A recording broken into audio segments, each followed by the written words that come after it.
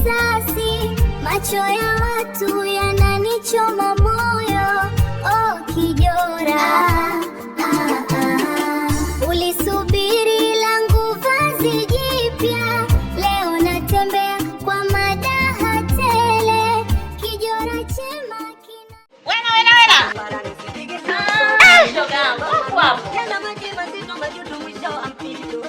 shogangu hapo. Najua kabisa unataka kuniazima Kijora, inahusu.